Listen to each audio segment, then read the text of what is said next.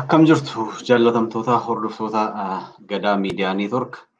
Kun sagantaa keenyaa sagantaa Dirree Haqaati. Egaa Gadaa Miidiyaa Neetwork sagantaa garaagaraatiin akka isin wajjin yeroo qabaachaa ture beekamaadha.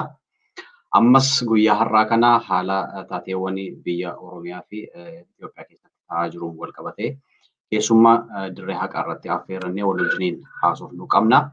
Isinis nu hordofaan affeerraa keenya ta'a. Keessummaan keenya keessummaa isin beektan hayyuu Oromoon qabdu Prof Ezekiel Gebissaati. Isaanii wajjiniin yeroo qabaannaa baga nagaan dhuftan Profeesar. Hayyee egaa waa muraasa irratti taateewwan biyya Oromiyaa fi akkasumas Itoophiyaa keessatti ta'aa jiru wal qabatee wantoota muraasa irratti yaada wal jijjiirraa sanarratti yaada qabdan qooddu. Mee kallattiimaan gara sanatti ce'uudhaaf mee filannoo naannoo Tigraay tibba darbee geggeessiterraa haa kaanu.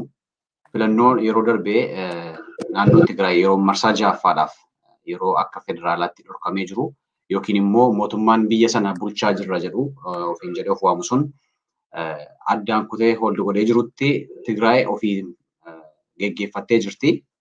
Mee isa kana isin akkamittiin ilaaltu?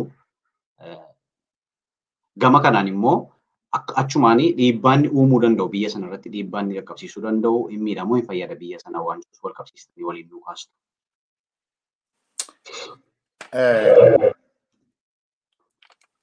Filannoon naannoo Tigraayitti ta'e kun mootummaan federaalaa kun filannoo kana akka inni hin taane gochuudhaaf daba cimaadha irratti hojjetaa ture.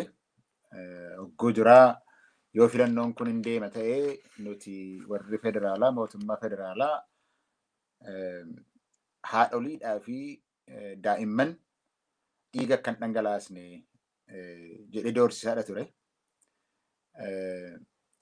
Haadholiif daa'imman duwwaas immoo miti nuti qophiidha qabna inuma rukunnaa sirriitti galchinaa kan jedhu yaada akkasiitti dudubbata ture. Takka turee seeraa aladhaa kan jedhu haasa'uudha jalqabe.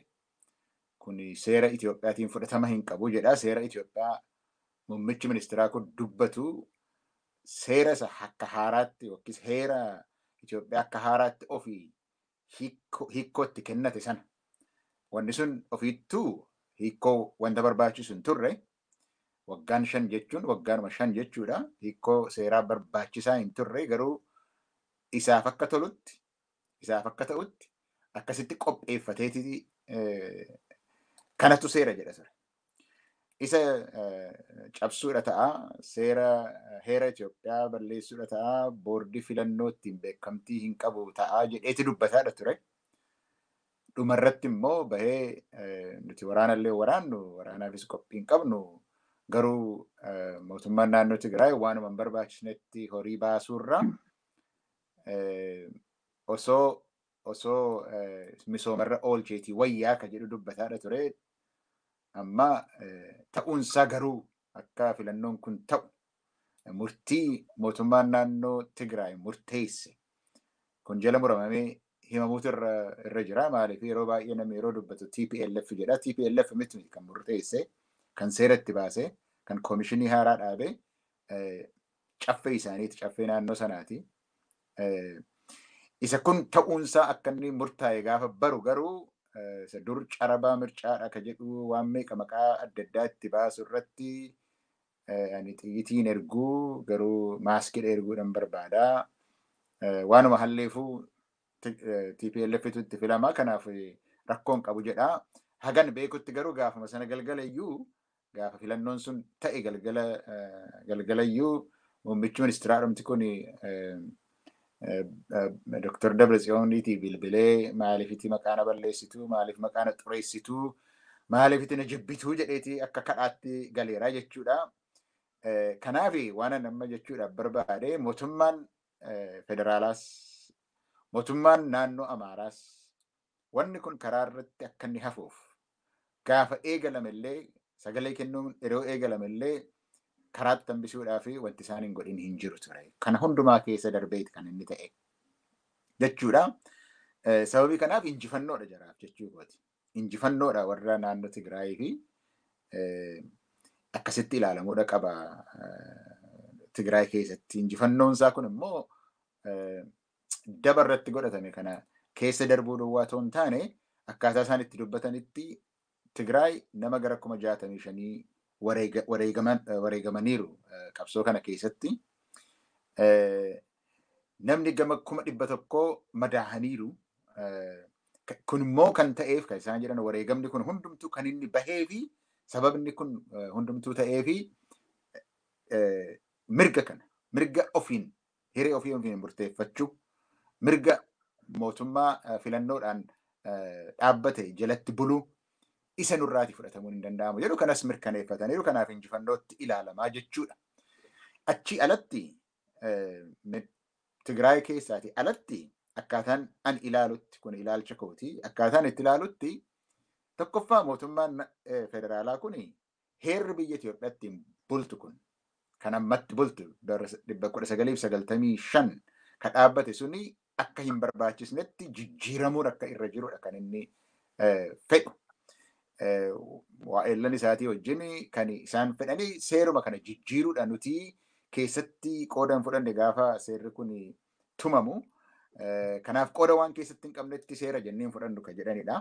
Lammata sirna federaalizimii sabdanuu kana jijjiiruudha kan isaan barbaadanii. Sadaffaa namumtiyyuu sagalee akkaataan itti kennu mirga demokraasii jechuu kooti akkaataan itti kennu akka amma jirutti paartii warra akka adda bilisummaa Oromoo fa'aa saba isaaniitiif dhaabbatanii utuu hin ta'inii yaada irratti kan hundaa'ee jechuudha. Yaada irratti kan hundaa'ee jedhu akka ofii isaanii amma godhani biltsiginnaa jechuun biyya sanaa fi biltsiginnaa fiduudhaaf ka deemu malee akka sabaatti sabaaf sablammootaatti mirga sabaaf sablammootaa eegsisuudhaaf kan dhaabbate miti jechuudha. Yaada kana sadan deggeruudhaan yaada kana utubuudhaaniti filannoon kun godhame jechuudha. Kanaaf Tigraayuma alattiyyuu waan agarsiisu qaba. Heera biyyichaa eeguu, mirga sabaaf sablammootaa eeguu, mirga sagaleedhaan mootummaa ofii filatan jalatti bulu mirga afaan kabiraatiin mirga hiree ofiin murteeffachuu sanatti tumse. Kanaafi mootummaan federaalaa kana hundumaa balleessuudhaaf fardaan itti gulufaa akka ture amma dhaabbateera jechuudha. Luugamni isaa xinnoo akka irraa cituu ta'eera. Akka kanatti natti mul'ata. Filannoon naannoo Tigraayitti ta'ee akkasittidha kan natti mul'atu. Kabiraatii wajjinis walitti qabsiisuun hin danda'ama. Taateewwan biyya sana keessatti ta'u irratti garuu gaaffii namatti na gaafatteefi isa kana natti fakkaata Abdi. Galatoomaa Profeesar. Egaa isa kana hiikoo garaagaraa akkuma isin jettan itti kennaa jira mootummaan biyya Itoophiyaa bulchaa jiru. Gama sanaanii engadda fakkeenyaaf mana seeraan ala ijaarame yookiin immoo mana caraqaati isa Finfinnee keessatti halkaniin namni ijaaru sanaan wal qabsiiseedha kan inni haasa'e. Manni seeraan ala ijaarame tokko hin diigamuun isaa hin oolu yoo dhuguma seera qabeessummaa seeraan ala ta'uu isaa mirkanaa'e mootummaan isa kanarratti yoo akka mana seeraan alaatti ilaalate yookiin immoo akka mana caraqaatti ilaalate filannoo naannoo Tigraay kana haqsiisuudhaaf yookiin immoo diiguudhaaf yookiin immoo bakka kaasuudhaaf aangoo ni qabaata jettanii tilmaamtu. Ilaa utuu mootummaan federaalaa kun waa tokko Tigraayin waa gochuudhaaf yookiis dhorkuudhaaf yookiis aangoo irratti qaba jedhee agarsiisuudhaaf hin danda'a ta'e kana dura kan inni godhu ture. Waa'ee filannoo kana duwwaa miti. Namoota naannoo Tigraay keessa jiran qubatti buusuudhaaf hin danda'u mootummaan. Qubatti buusuu hin danda'u. Eenyuun iyyuu. Kanaan dura aeropilaaniidhaanis nama 40 ergee Getaachoo Asaffaan qabsiisadha jedheeti ergeetiti jarri dirree xiyyaaraatti buufata xiyyaaraa sanatti qabamanii xiyyaaraan warri dhufanii atoobisirra fe'aniiti warri Tigraay deebisaniiru jechuudha. Isa malees karaatti cufuudhaanii waanuma Tigraayin waa gochuudhaaf naannoo Tigraay sana waa gochuu danda'u itti fakkaatee waan meeqa gochaadha ture. Kabiraas mootummaa naannoo Tigraayii fi yookiis TPLF-dhaan kan hogganamu TPLF-dhaa fi uummata Tigraay addaan baasuudhaan daba meeqa kan inni irratti gochaa ture. Arfaffaa waanuma nama jedhu toora amma jedhu kana keessatti nama addunyaa irratti akka hogganaa biyyaatti addunyaan kun balaaleffatee addunyaan kun jibbee darbatee gate nama akka Isaayyaas Afeworqii isaa wajjin saayiba ta'uudhaan isaa wajjin tokkummaa uumuudhaan nama filannoo hin beenne nama heera hin beenne heeran qabu Eritiriyaan filannoos deemsee hin beeku hin ta'u iyyuu jedheera. Nama mirga namaa eeguu hin beenne nama firoota isaatii irraan deebine nama amma Covidiin maqaa dhaatee namni manaa gadi bahuun irra hin jiru jedhee dhiyeessii utuun dhiyaatiin uummata isaa beelaan fixuudhaaf deemu nama hacuuccaan inni biyya sana irratti godhu biyya Eertiraa sana irratti godhu itti heddummaatee dargaggoonni 500 ta'an gara Itoophiyaatiif iddoo kan biraatti irraa baqatan isaa wajjin ta'eeti nama biyya alaa wajjin ta'eeti Tigraayinii waraanuudhaaf irratti dhaadataa akka ture hin beekamu. So hin godha waatuu ta'e silaati filannoo kana hambisaa ture jechuudha. Akkuma sila sitti himaa ture dhaadannoonsaa homaa gatii akka inni hin qabaannedha kan amma mul'ate. Akeekkachiisa inni kennu hojiirra ooluudhaaf akka inni hin taanedha kan inni agarsiisu. Waan inni Tigraay irratti gochuudhaaf hin deemin hin jiru. Waan inni hin godhin hin jiru. Hin dandeenye haga har'aattu. Egaa caraqaa jechuun akka inni jedhutti mana seera ala ijaaramedha. Kanaaf halkan ijaaramee guyyaatti gaafa bahu diigamuun isaa hin oolu jedhee garuu mee deebiinuma sanatti deebisnu waanuma inni caraqaa jedhee dubbatu kana. Caraqaa jechuun kun naannoo Finfinneetti kan inni jalqabe namoota Finfinnee keessa hojjetan garuu mana hin qabnetu godoo ijaarrachuudha jalqabe caraqaa beetka jedhanii godoo ijaarratanii kan isaanii Finfinneedha ala waan ta'eef yeruma Finfinneen bira gahuudha kan inni diigame silaas immoo mana nami keessa turu waan hin taaneef inuma diigame kan hiyyeessi hojjetaan guyyaa Finfinnee keessa kiraa fudhatee jiraachuudhaaf waan hin dandeenyeef Finfinneedha alatti ijaarratee lafa namni hin dhandhe laga biratti lafa gadheen itti daddarbatamu sana keessatti ijaarratee keessa boru sana inni diigameera. Garuu namoonni aangoo qaban abbootiin qabeenyaa naannoo sana keessatti qabaleetti yookiis gabaree maabarii naannoo sana keessa jirutti waan isaan ijaarratan manni isaan ijaarratan seeraan beekamtiin kennamee fi bishaan galee fi korrentiin galee fi mana ta'ee qabalee Finfinnee ta'ee fudhatameera. Kanaaf isa caraqaa isa kamidha kan inni haasa'u? Kan hiyyeessaati moo? Kan hiyyeessaa caraqaa kan hiyyeessaa irraa diiguu danda'a. Kan hiyyeessaa irraa diiguudhaaf yaaluu danda'a. Akka Walaayitaa fa'aa, akka naannoo Sidaamaa fa'aa kan hiyyeessaa nan diiga irratti jedhee yaaduu danda'a. Isa humna qabu irraati garuu kan Walaayitaa osoo hin dandeenye, kan hiyyeessaa sana osoo diiguu hin dandeenye, kan Sidaamaa osoo irraa diiguu hin dandeenye, mirga dhorkachuudhaan hin dandeenye, kan achitti hin dandeenye, Walaayitaatti xinnoo kan hin dandeenye, Tigraay isa mootummaa qabu, isa humna waraanaa qabu, humna maallaqaa qabu, humna miidiyaa qabu, irraan haqa jechuudhaafi haga har'aattu waan muummicha ministeeraa kanarraati dhagahaa turre, haga hamma har'aattu wanti dhagahaa turre, wanni hojiirra oole tokkittiinuu hin jiru. Nama hiine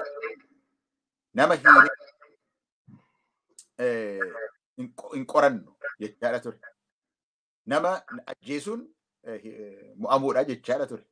Amma gidduu kana namoonni baay'ee waan jechaa ture, hundumaa gadi baasaa ture. Tokkittiin inni haasa'e hojiirra oolle.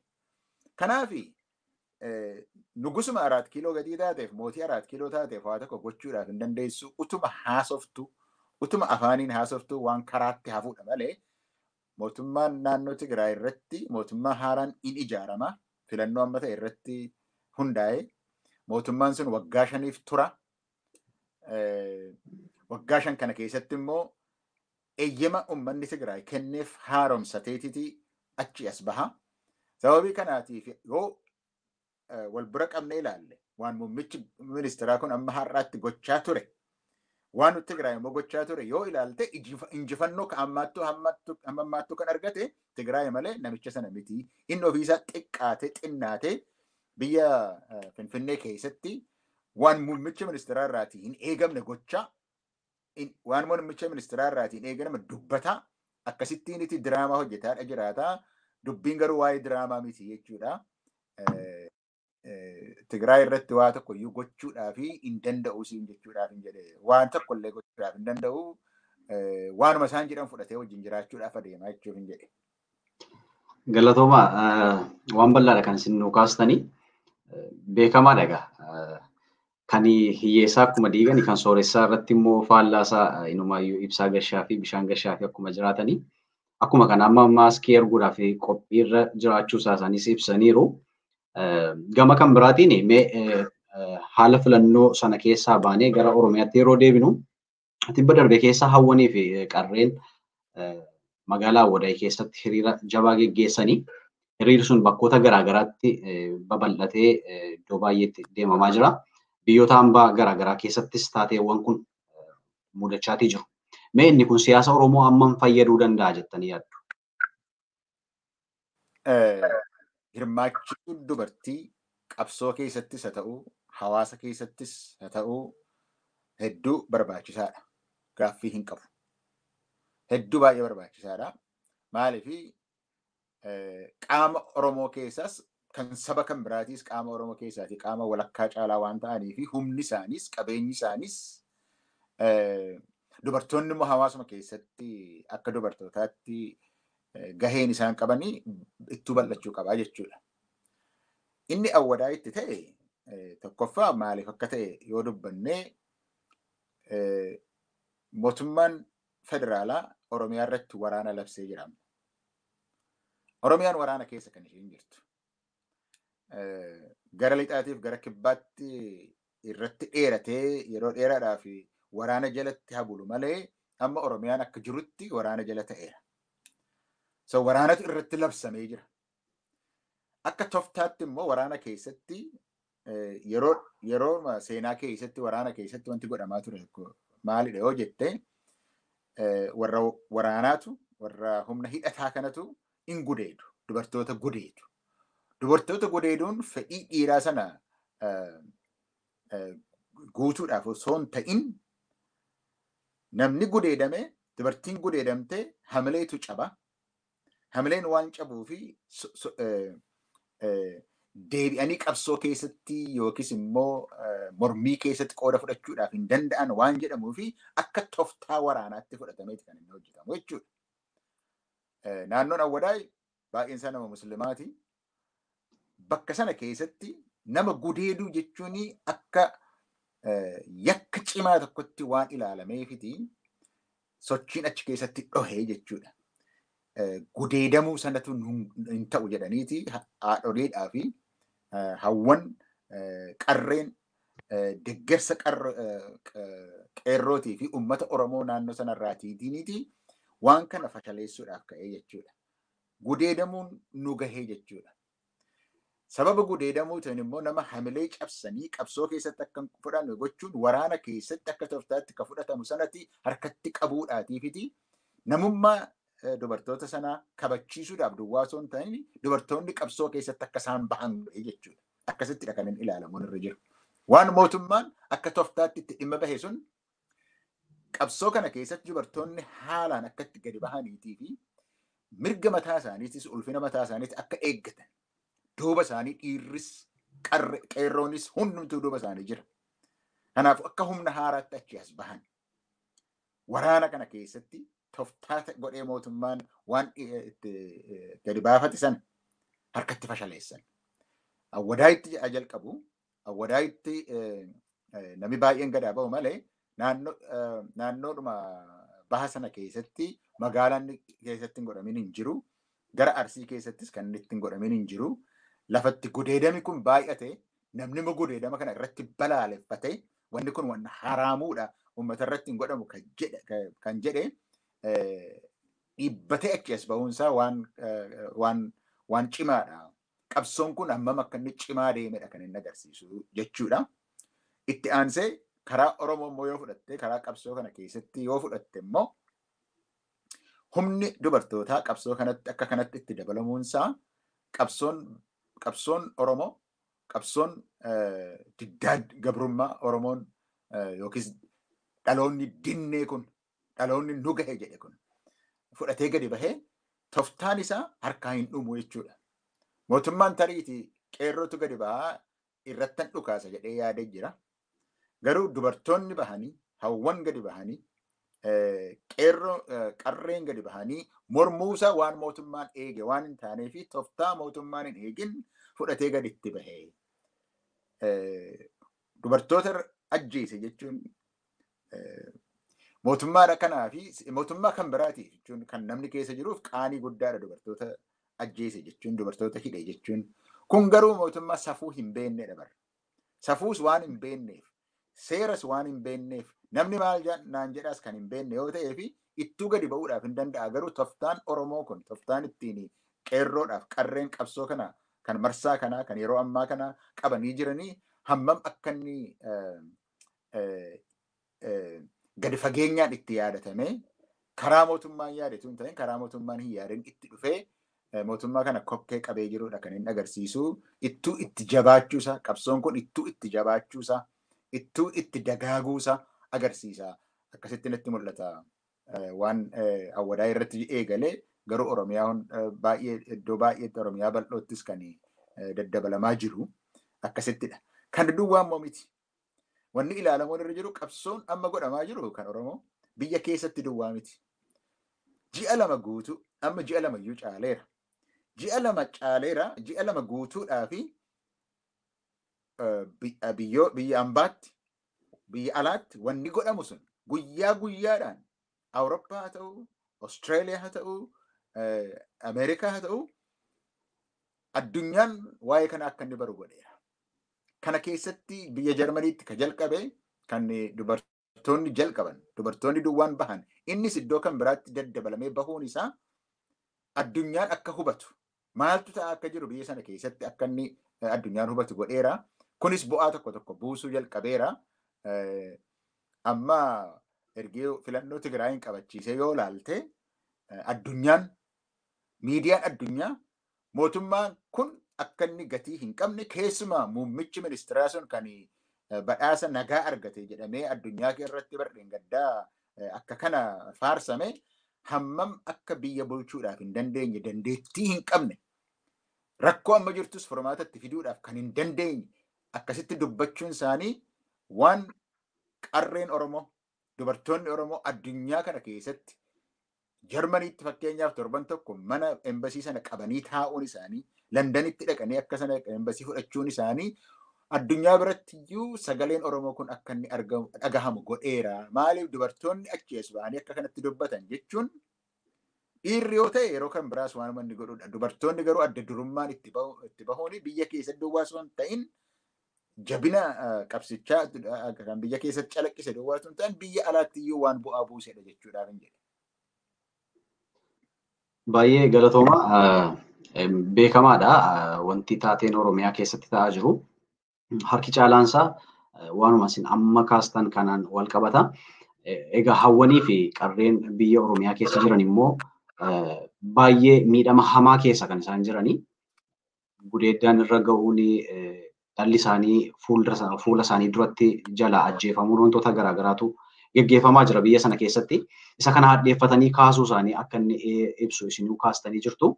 Haa ta'u iyyuu malee bakkoota garaagaraatti immoo deebisanii ammas hidhaa duraan kanaan dura qeerroo fi abboota Oromiyaa keessa jiran hidhuudhaan wal qabatu gara shamarran Oromoottis hawwanii fi qarreettis naannoo Arsii Lixaa kanatti naannoo Kibba Bahaa kanarratti yoo laaltanii babal'achaa jira.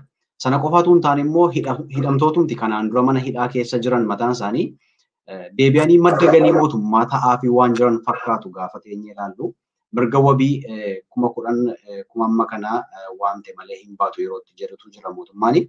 Sanumaan immoo mirga wabii waamanii unkii guutamee waan hundumtu mallatta'ee otoo namoonni hin bahin yeroo isaan itti hafanis jira.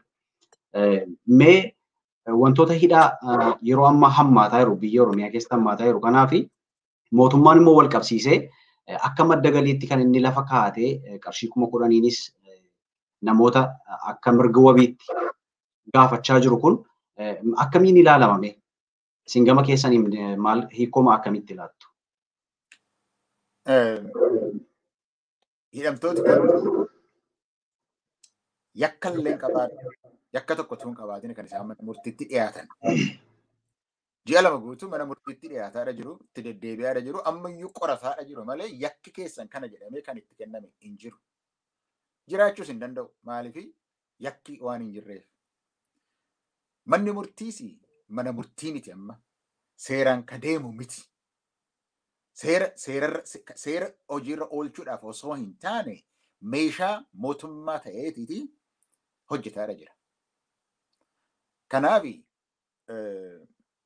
hidhaan maalidha kana yoo jette milkaa'aa hin jiru toftaa mootummaan kun baafate sagantaan inni baafate milkaa'aa hin jiru.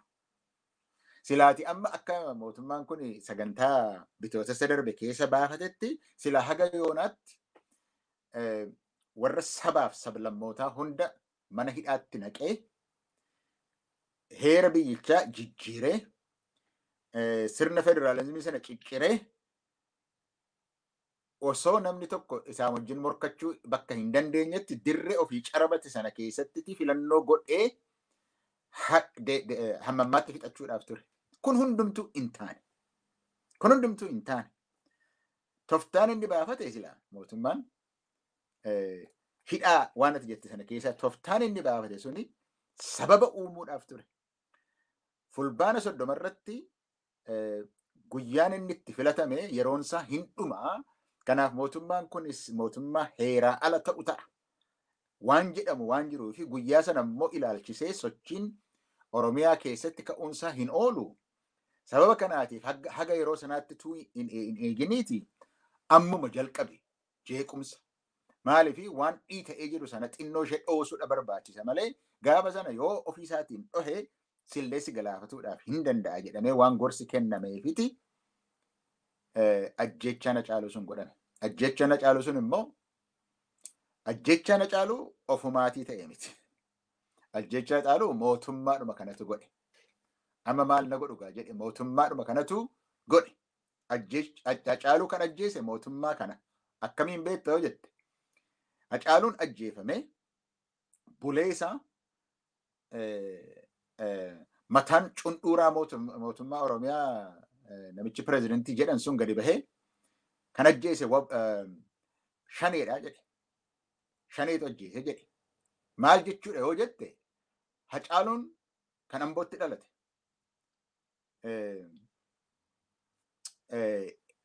Kan Shawaatti dhalate kan ajjeese shanee jechuun nama warra Wallaggatu ajjeese jechuudhaaf. Shawaaf Wallagga walitti naquudhaaf ajjeesan Hacaaluu. Kanaaf ajjeesan. Walitti namni uummanni Oromoo hin taaneef jechuudha.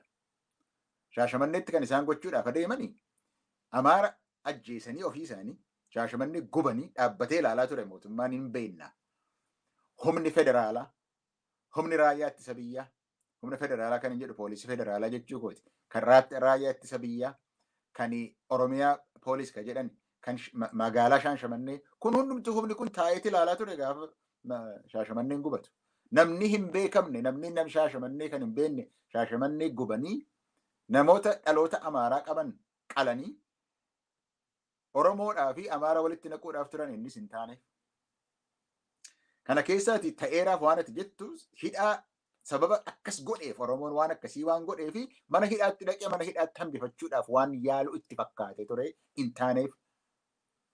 Hooggantoota Oromoo kan siyaasaa haa ta'anii, abbaa qabeenyaa haa ta'anii, kan amantaa haa ta'anii, barsiisota haa ta'anii kan isaan mana hidhaatti guuraa jiranii Oromoo hooggansa malee hambisuudhaaf.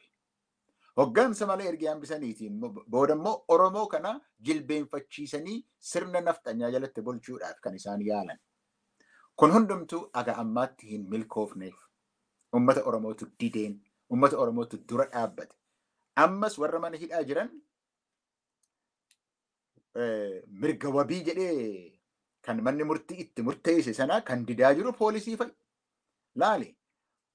Poolisiin Finfinnee gaafa adda bilisummaa Oromoo gale 2018tti gaafa sana ajjeechaa ta'e sana irratti namni gara Finfinneetti akka hin galletti gara Gollallee miti gara Buraayyuutti karaa cufee rakkoo kan uume poolisii Finfinneeti. Har'as kan didaa jiru poolisii Finfinneeti. Haa ta'u dubbii kanan xumura. Mirgi wabii yoo eegame kan didu poolisii nafxanyaan Finfinnee keessatti ijaarratetu didaadha jira. Garuu hamma yoomittiyyuu uummanni Oromoo hoggantoota isaa kan Finfinnee keessas jiran, kan Finfinnee alas magaala guddaa, magaala xinnaa, godina adda addaa Oromiyaa guutuu keessa jiru jechuudha. Aanaa irratti kan hidhamanii jiran iyyuu kan hiikamanii wabiitu eegamee fi mana murtii haqaatu jiraate haqa eegeetu hiiksisaadhaaf miti. Manni murtii kun meeshaa siyaasaa waan ta'eef hiiksisuudhaaf hin danda'u gararraadha hamma gajjallaatti. Oromootu qabsoo isaatiin micciiree harkaa baafata malee mana murtii miti. Akkasittidha kan hin ilaalu. Manni murtii waan jedhan hin jiru. Mootummaa waan jedhan hin jiru. Haqa eeguu jechuun waan jiru hin jiru. Safuullee beekuun hin jiru. Namaa oo'uun namummaa qabaachuun iyyuu hin jiru bilxiginnaa kana keessa. Warri kun warra kashlabbee, warra daldaltoota, warra hattoota, warra namaa oo'uu hin beekne, humna qaban ammaaf. Humna qaban hundumaan mootummaa irra turuudhaaf warra fedhii qaban malee seerri jira, heerri jira, namni jira, safuun jira jedhanii warra bulan miti. Sababii kanaaf haqa isaan irraatiin eeggannuun jedheetiin yaadan. Gaariidha. Baay'ee galatooma. Tibba darbe keessa gaaffiif deebii miidiyaa biyya sanaa wajjin geggeessanii akkas jedhee ture bulchaan biyya sana bulchaa jiru. Uummati nu wajjiniin jira. Paartiin bilxiginnaa jedhamu kun deeggarsa jabaa qaba. Kan akka deeggarsa jabaa mootummaa kana qabaatu iyyuu hin jiru. Isa kanaaf immoo fakkeenya kan ta'uu danda'u namoonni biqiltuu dhaabaa jennaan nu wajjin dhaabanii waan jedhu kaase. Namoonni tibba sana yeroo biqiltuun haa dhaabamu jedhamee kaame sana namoonni guddina biyyaatii fi haala qilleensaaf jijjiirama qilleensaatiif wantoota garaagaraatiif hiikoma mataa isaatti kennee namni akkaataa isaa galuun biqiltuu dhaabaa ture. Biqiltuu dhaabuuf mootummaa deeggaruu maaltu walitti fida? Inni kun gama keessaniin akkamittiin ilaalamame? Ani ministeeraa yookiis namni looyee waajjira muummicha ministeeraa lixe kun waan inni jedhus, waan inni ta'es, waan inni dubbatus hiikatti kennuu ergiin dhiise tureera. Maaliifi fayyaa natti hin fakkaatu. Nama dhuguma sammuun hojjetu natti hin fakkaatu. Garuu waan ati na gaafatteef inni yaada koo irratti kenna waa'ee deeggarsa jedhan kanarratti. Deeggarsi biyya tokko keessatti karaatti madaalamu qaba. Biyya warra gurguddatan keessaati gaaffiidha gaafatu warri poolii kan jedhan kana gaaffii uummata gaafataniiti uummata keessaatiiti bakka bu'oota ta'u jedhanii kan yaadan. Maaliif uummata keessa yaada adda addaa jira, dantaa adda addaatu jira. Dantaa adda addaa kana bakka bu'oota ta'uu danda'u kan jedhan namoota bilbilanii gaafatu. Isarratti hundeessaniiti mootummaan kun deeggarsa hamma kana qabaa jedhu. Jechuun dhibbeentaadhaan baasanii 60 qabaa, 55 qabaa jedhaniiti dubbatu. Tokko kanadha karaanii yaada uummataa sassaaban jira jechuudha.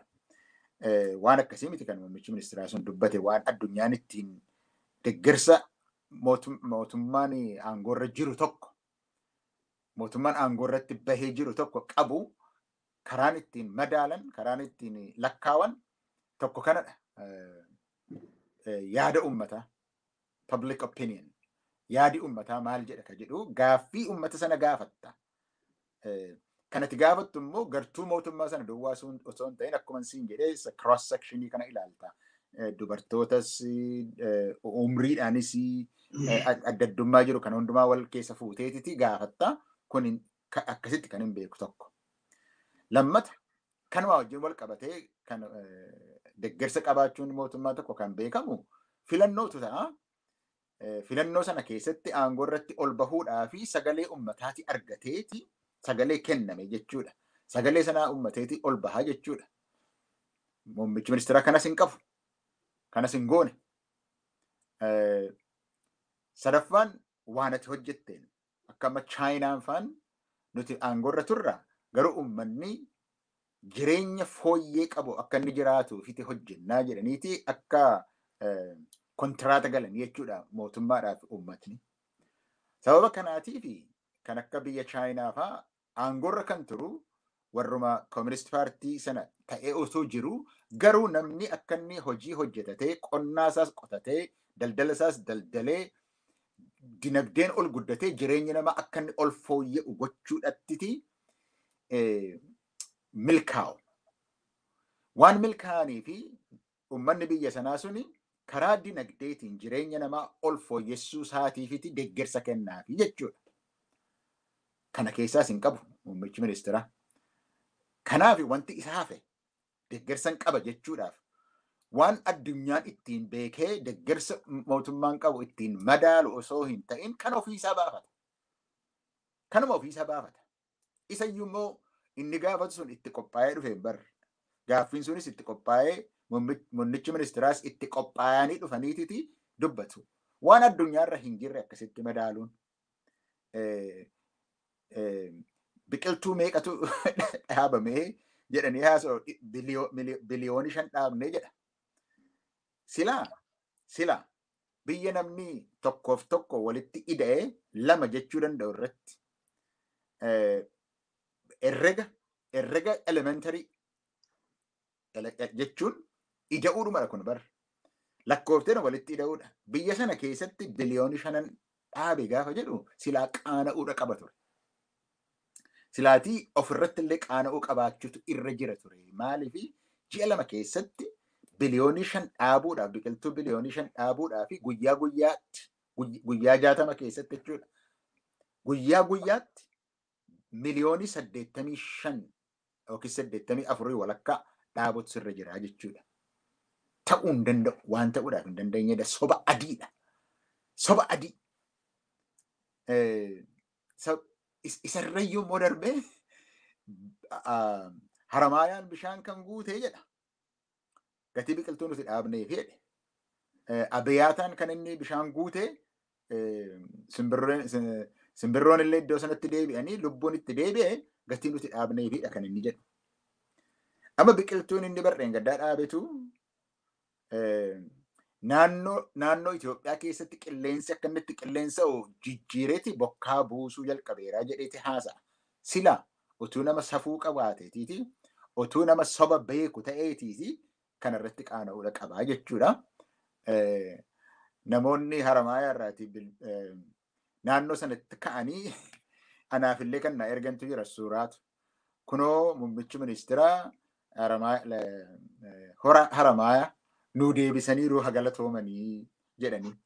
Waggaa 4 darbe keessatti bokkaan gaafa roobu duris taanaan bokkaan gaafa roobu bishaan hin guuta laga sanarra dhooqa sana keessa. Bonni gaafa dhufu garuu bishaan hin jiru. Gaafa bonni dhufu immoo na rakkisaa laata jedheellee yaadne mootummaan muummichi ministeeraa kun bonni deebi'ee gaafa dhufu na rakkisaa laata illee jedhee hin yaadne siin jechuuf hin jedhee silaati waan qaaniiti waan kolfaati. Garuu waan kana warra hin beenne, warra safuu hin beenne, warra namni maal naan jedhu hin beenne kashlabbootatu waajjira muummicha ministeeraatti galee sababa kanaatiif akka kanatti haasa'u malee soba dirree jiru waan adii kanarratti namni silaatiin sobu ture siin jechuuf hin jedhe.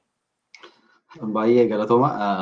Gaaffii itti aanu kan inni qabu biyyi Oromiyaa beekamaadha egaa salphina jabduu keessa kan inni jiru. Manaa gadi baafamee namni dhaanamaa jira. Hidhaan garmalee hammaachaa jira. Dubartoonni gudeedamaa jiru. Wanti dhaga'uufis arguufis namatti hin tolle reeffi namaa gatamee bineensaan yeroo itti nyaatamaa jirutu jira. Dararaa hamaatu jira. Dararaa hamaa jiru kana fakkeenyaaf biyyi Tigraay yookiin immoo naannoon Tigraay nabaasaa waan jedhu tokko wanta ofiisaatiif ofii murteeffate tokko murteeffatee filannootti seene fakkeenya. Yeroo kana jennu namni filannoo filachuudhaaf galmaa'ee naannoo miliyoona 2.7 keessa namni miliyoona 2.5 filannoo itti baanii filatan deeggarsa uummataa jabaan akka mootummaa naannoo sanaa wajjiniin jiru agarsiisu kana ilaaluu dandeenya.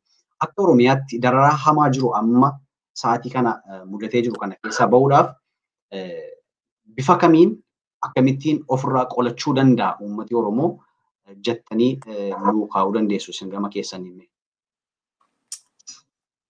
Yoo amma haala amma keessa jirru yoo ilaalle si gaddisiisa, si mufachiisa. Maaliifii akkuma tamma jette ilmoo namaatu ajjeefamee bineensaan nyaatama. Garuu haaraa miti kun. Kana durattis namni gurguddaan Oromoo, beekaan Oromoo kan ajjeefamee waraabessaan nyaatame jira. Durattis haaraa miti kun. Amma mootummaan kun kan inni kana gochaa jiruu fi gocha suukanneessaa kanaan uummanni guggubate kun nurraati haa dhaabbatu jedha jechaatii fi ajjeesuu duwwaadhaan miti. Ajjeechaa sana immoo bineensa akka nyaatu gochuun suni akka namni nama suukanneessee namni sodaate kun nurraa haa dhaabbatu ati akkuma garaa kee ta'ii akka jedhuufi. Jecha kabiraadhaani uummanni Oromoo akka jilbeenfatee sirna gabroofataa kana jalatti boquu cabsee akka inni buluuf kana godhu. Toftaadha siin jechuudhaaf hin jedhe. Beekaadha godhu.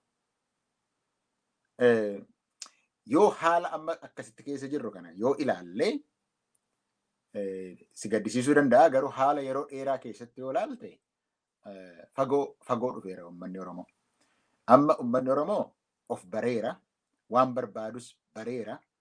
Walis baree tokko ta'eera. Tokkummaa isa cimseera. Akkuma silasi dubbataa ture. Mootummaan kun waggaa lamaan darbe kana keessatti uummata Oromoo qoqqooduudhaaf, walitti naquudhaaf, cicciruudhaaf wanta isaan hin goone hin jiru.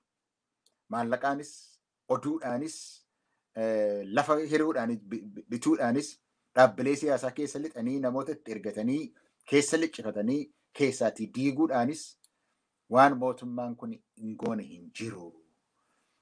Hin milkoofnee fi haga ammaattuu hin milkoofnee fi kanaaf waan amma isaan hafe keessattis yoo laalle hin milkaa'an isaan.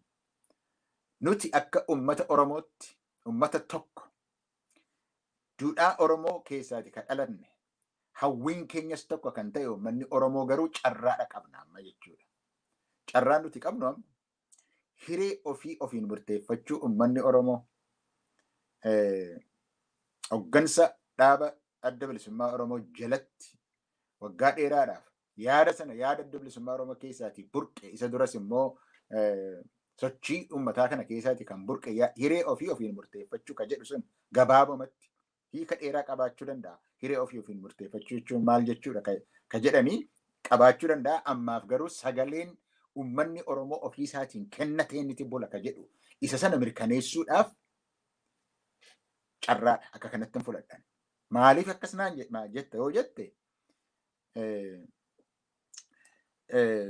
Oromoon maal godhuree jedhee kan Hacaaluun sirbe tokkotu jira. Oromoon waan hundumaa goonee kana caala maal goonuu guddaas gabbarre xinnaa akka wajjin bubbulluu fi jedhee uummata kan sabaaf sablammoota Itoophiyaatii wajjinii. Amma Oromoon silaatii gaaffii heera Itoophiyaa keessa jiru gaafatee gaaffii uummanni addunyaa tokko gaafatu gaaffii haqaati kan inni qabu gaaffii siyaasaati jechuun ofiin of bulchuudha. Gaaffii dinagdeetii haqa qabaachuudha. Bu'aan biyyi sun qabu uummata hundumaatiif akka inni karaa walqixxaataa ta'een hiramudha. Kana malee eenyummaa isaatiin boonee uummanni tokko jiraachuu akka danda'u gaaffii inni gaafate sun hundumtu sirna federaalizimii sabdanuu keessatti hin deebi'aa ka jedhee uummanni Oromoo gaafate sanatu isa fudhachuu dadhabe mootummaan Itoophiyaa. Kuniyyuu nun gahu jedhe. Baduu qaba Oromoon jedhe. Oromoon lafa keenya nurraa fudhate ka jedhu sagalee akkasiitu dhalate. Oromoon sagalee nurraa fudhateera, lafa nurraa fudhateera. Lafa keenya nu gadhiisuudha qabaadha akkas jedhaniiti kan isaan haasa'aa jiran. Finfinneen kan Oromoo miti, Oromiyaanuu kan Oromoo miti ka jedhu haasaa akkasiitu dhufe. So wajjin bubbullaa ka jedhamu. Wajjin abubbulluu ka jedhame sun. Wajjin hajiraannu ka jedhame sun. Garuu mirgi Oromoos eegamee Oromoon lammii Itoophiyaa sadarkaa lammaffaarra jiru sun ta'in sadarkaa tokkoffaarra jiru akkuma lammii kan biraatti wajjin wal qixxee ta'ee habulu ka jedhamee kanarratti waliigalteen siyaasaa haa godhamu Yoo kana ta'e gara fuulduraatti deemuu dandeenya kan jedhamaa turetu waliigalteen irratti galametu isatu fudhatamuu dadhabame. Oromoon bade malee keessumatti gadi fayyeessee immoo bara Oromoonii akka Oromootti jiraachuun irra hin jiruudha kan isaan jedhan. Itoophiyaa ta'uutu irra jiraadha. Itoophiyaa Oromummaan isaa irraa haqamee yoo mulqamee yoo akkas ta'e malee waan nuti jennu yoo ta'e malee waan ofiisaatii filateen waan ofiisaatii ta'een hin jiraatu ka jedhantu dhalate. Sagalee akkasiitu dhalate. Oromooyyuu miti gaallaadha. Gaallaan Finfinnee dhiisee deemutu irra jira ka jedhanii waan kaleessaatu achii gadi bahe. Wajjin jiraanna jechuun wal kabajnee wajjin jiraanna jechuun hundumtuu saba bilisa ta'ee haa jiraatu biyya keessatti naannoo isaatti bulchee haa jiraatu ka jedhamu ergii hin fudhatamu ta'e qabsoon Oromoo kun amma akkaataa shanitti xumuramuun irra jirtu akkaataatti Oromoon hundi hiree isaa ofiin murteeffachuu sana murkaneessu malee dhaabbachuun hin danda'amu jechuudha. Waan har'aa yoo laalte si gaddisiisuu danda'a. Carraatti fudhatuutu nurra jira jechuudha. Carraa goonee fudhannee qabsoo sana murannoodhaan yoo itti linne Oromoo dura ka dhaabachuudhaaf danda'u hin jiru. Warra tapha taphatan Finfinnee keessa tapha taphatan dhiisiitii kan biraayyuu kan humna cimaa qabu iyyuu Oromoo duris hin dandeenye humna alaatiin of gargaaree dhufeeti Minilik cabse malee duris hin dandeenye cabsuudhaa yaale cabee nafne Oromoon. Kun immoo kan biyya hin beenne kan seenaa qabsoo Oromoo hin beenne, kan Oromoos hin beenne, kan biyya Itoophiyaa sanas maal akka inni ta'e siyaasa isaa hin beenne, qarumaayyuu immoo beekumsa waan jedhan tokko kan hin beenne, isaantu Oromoo irratti waanjoo gabrummaa irratti hambisa jechuudhaa fi hin danda'amu. Kanaaf waan amma ta'aa jiru yoo si gaddisiise iyyuu an akka carraatti fudhadha. Oromoonis akka carraatti fudhachuu qaba jedheetiin yaada. Galatooma. Egaa wantooti akka dhiibbaatti namatti dhufan yeroo tokko filannoo namaa ta'u akka carraatti itti fayyadamnee yoo itti maayii bahuu dandeenye akkuma isin jettan jechuudha. Mee kanaan wal qabsiisee egaa biyya Oromiyaa keessatti namni qabsooma karaa na baasa jedheen kallattii garaagaraatiin deemaa jira. Qabsoo karaa nagaatiinis kan geggeessaa jira. Lakkii qawwee loluun qabaa. Hidhannootu na baasaa kan jiru waraanni bilisummaa Oromoo bakka garaagaraatti Oromiyaa keessatti of ijaaree humna jabaadhaan socho'aa jira. Isa kanaan wal qabsiisee immoo yeroo tokko komeen hin dhaga'ama. Maaliif waraanni bilisummaa Oromoo har'a bahee lollee maaliif Finfinnee hin gallee yookiin immoo kanan goone sanan goone jedhama. Mee isa kanarratti waan jettan qabdu gama keessanii. Qabsoon Oromoo gaafa eegalu qabsoon amma boqonnaan kan ammaa jechuu kooti gaafa eegalu mootummaa Haayile Sillaaseetu ture. Bara 1973tti walitti qabame adda bilisummaa Oromoo. Isa dura immoo Maccaatuu Lamaatu ture. Isa dura sinima jira garuu boqonnaa sammaa hin jechuu kooti. Darkaan amma nuti keessa jirru suni kan inni irraa jalqabe gaafa sanadha. Gaafa sana filannoon kabiraa jira ka jedhee yaada hin jiru qabsoo hidhannootiiniti waanjoo gabrummaa kana ofirraati buufnaa jedhee Oromoon waliigalteedhaaniti daggalatti gale. Elamoo qilxuunfaan kan daggalatti galanii karaan hin jiru.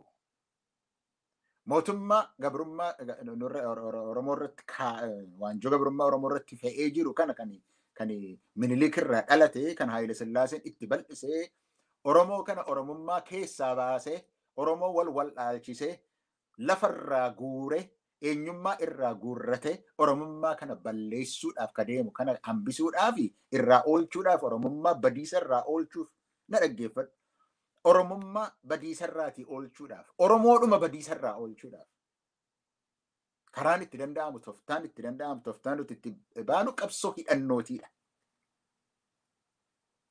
Finfinnee keessattis magaalota keessattis qabsoon siyaasa osuma deemu qabsoo hidhannoo nu barbaachisaadha. Qabsoon hidhannoo yeroo dheeraadhaaf godhame kun 90 gaafa xumuramu injifannoo gurguddaa fide. Qubeedhaan barreeffamuun, daangaan Oromiyaa daangeffamuun, afaan Oromootiin afaan hojii Oromiyaa ta'uun, kan barattoonni itti baratan ta'uun, kan literaachariin adda addaa ittiin barreeffamu ta'uun aadaan Oromoo kan ittiin haareffamu ta'uun injifannoodhuma qabsoo sadarkaa sagantaadhuma sana keessaa dhufeen qabsoo Oromootiin kan dhufedha jechuudha. Hamma sana 91tti qabsoo hidhannootiin kadeemaa ture. Akkas jechuun biyya kan karaan siyaasaa hin jiru jechuu koo miti. Karaan siyaasaas inuma jira. Haa ta'u malee adda durummaadhaan toftaan gaafa sana kan ture qabsoo hidhannooti. Inni 91tti xumuramee kan jedhamudha kan yaadaa turre jechuudha. Sirriidhaa qabsoo hidhannootiin wanni dhufe suni bu'aa gurguddaa buuseera. Qabsoo fincila dhaloota qubee kana yookiis dhaloota dinnee kana isaafuu hundee kan ta'e haaromsa aadaa Oromoo keessatti ta'edha. Cultural awakening. Hin haaromsame Oromoon. Haaromsameeti wal bare. Afaan tokko dubbatee wal bare. So hundeen qabsoo dhiyoo kanaayyuu isa dhasii jechuudhaaf hin jedhe. Amma sila waa'ee Tigraay ka dubbataa turre injifannoo argattee tikfachuu danda'u sirra jira. Injifannoo argatte tikfachuudhaan immoo barbaachisaa akka ta'e Tigraay nu agarsiiseera. Waa'ee kanaa kanuma jedheetan dhiiseetan waa'ee waboo maaliif calluma jettanii maaliif itti dhuftan ka jedhanii deebisuu barbaada. Waboon kun isuma amman isiin jedhu keessaati kan dhalatedha. Asmaraadhaa gaafa deebi'an. Asmaraadhaati adda bilisummaa Oromoo gaafa deebi'anii waliigaltee mootummaa kana wajjin qabu turan. Waliigalteen sunis immoo karaa nagaa qabsoo nagaa deemsisnaa waraanni bilisummaa Oromoos waraana mootummaa keessatti dabalama kan jedhuun ture. Waliigaltee sana mootummaan Itoophiyaa hojiirra oolchuudhaaf waan hin barbaanneefiti waboo daggalatti hambisee fixuudhaaf akkasaa ta'utti daggalatti hambise. Kunis hin milkoofnee fi waboonis waraanni bilisummaa Oromoos gaafa sana kan jedhe qabsoon Oromoo injifannoon Oromoon argates lafa hin qabanne, hin hordamne, hundee cimaa irratti hin ijaaramne. Waan bara 2018 keessatti jedhamen keessa sii deddeebi'aa jira. Jaarsoliin meeqa gara warra hooggantoota yookiis ajajjoota waraana bilisummaa Oromootti deddeebi'anii waan itti himaman dubbataa jira gaafa sana. Lafa hin geenye tikfachuu hin dandeenye eenyuun amanne maal qabanneetiti hidhannoo hiikkannaadha kan isaan jedhanii. Ifa tokko haa ta'u OPDO hin amannu. OPDO'n homaas nuun goone. Jijjiirama kanas OPDO'n nuun finne. OPDO'n warra nu fixudha. Warra nu saamudha. Warra nu hidhudha. Warra nu ari'atudha. OPDO hin amannu. Adda bilisummaa Oromoo immoo akka dhaabaatti har'a dadhabeera jennee irraatii hin baqannu injifannoo Oromoo kana tiksuun nurra jiraa jedhaniitti daggalatti hafan gaafa sana. Yeroo sana qabsoo qubatti qabe namni baay'een. Qubatti qabe warra dhugaa Oromoo kana qabatanii gaaffiin Oromoo lafa hin deebine tikfamuudha qaba. OPDO hin amannu. OPDO'n bakkaan gahuu hin dandeessu. Galma isaatiin qabsoo Oromoon kun fedhiisaa galmaan gahuudhaaf hin dandeessu. Kanaaf falmachuudhuma qabnaa dhugaa Oromoo tiksuun nurra jiraa jedhaniiti humna xinnoodhaan jalqabanii gaafa sana garuu quba baay'eetu itti qabamee isintu qabsoon Oromoo bakka akka hin geenyetti dura dhaabbataa jedhame. Amma sun hafeera. Waraanni bilisummaa Oromoo dhugaa Oromoo tiksee akka inni hafee mul'atee Oromiyaan hundumtuu kana fudhateeti jira jechuudha. Kanaaf injifannoo hin arganna. Injifannoo keenya garuu tikfachuu danda'utu nurra jira. Tikfachuu danda'uudhaaf immoo akka humna ittiin tikfattu qabaachuun sirra jiru amma ifaa ta'eera. Waan irratti walitti muggunnu biti. Kana uummanni Oromoo hundumtuu waliigaltee irra gaheera waa'ee kanaa. Kanumadha kan hin jechuudha danda'u waa'ee kanaa injifannoo argattee yoo tikfatte malee sirraatii booji'amuu danda'a. Tikfachuudha barbaachisaa jedhee dhumanii yaada koo kenna kanarratti. Tole egaa galatooma Profeesar waamicha keenya kabajanii gaaffiif deebii waliin goone irratti nu argamu keessaniif ulfaadhaa isiniin jenna. Kabajamtoota daawwattoota Gadaa Miidiyaa Neetwork egaa qophiin dirree haqaa keenyaa kan guyyaa har'aa kana fakkaata. Qophii kana qabate kan isin wajjiniin ture ani Abdii Ayyaanaati. Galatooma sagantaa biraan immoo walitti deebinutti nagaan nu tura.